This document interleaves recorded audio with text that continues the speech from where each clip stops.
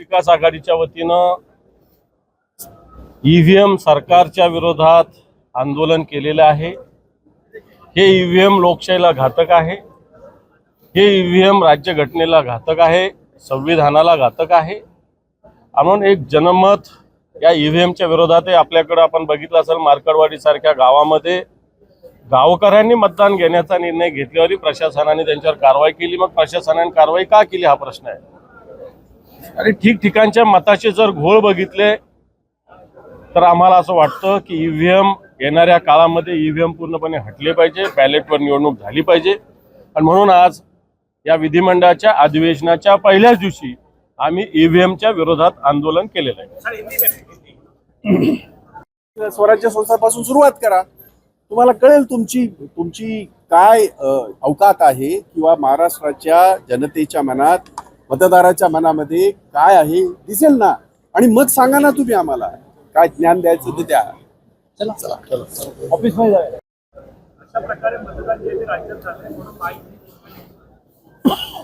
मला असं वाटतं जे मुख्यमंत्री हे खोटं बोलण्यात फार पटाईत आहेत वेगवेगळ्या विषयात। एव्हरी वोट फॉर महाराष्ट्र आहे तर तुम्ही एव्हरी वोट फॉर महाराष्ट्र बॅलेटवर घ्या ना, आणखी वाढवा, काय प्रॉब्लेम नाही आमचं। Every vote for Mahayuti.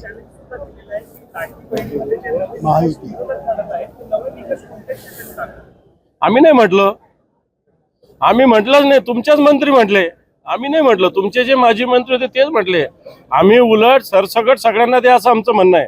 आणि जे तुम्ही आश्वासन दिले ना 2100चं ते ताबडतोब द्या असं आमचं म्हणणं आहे। हा 6वा हप्ता आलेला नाही अजून। Every vote for Mahayuti, every vote for Mahayuti ते खोटं बोलण्यात फार पटाईत आहे।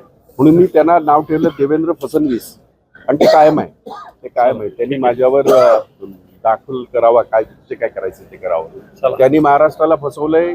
या महाराष्ट्राच्या 12.5 ही बीड जिल्हा प्रशासन, पोलीस प्रशासन करेल असं आम्हाला वाटतच नाही। हे एका राजकीय पक्षाच्या हातातलं बाहुलं आहे जिल्हा पोलीस प्रशासन। पहिलं तर परभणी आणि बीडच्या जिल्हा जे काही प्रमुख आहेत, पोलीस प्रमुख, यांची ताबडतोब बदली करा। परभणीमध्ये जो मेला आहे जेलमध्ये सूर्यवंशी, त्याला जबाबदार जे पोलीस अधिकारी आहेत त्यांना ताबडतोब सस्पेंड करा। ही प्रमुख मागणी आम्ही विधानसभेत मांडणार आहोत। मागणी आम्ही CID नाही, आम्हाला SIT हवी आहे।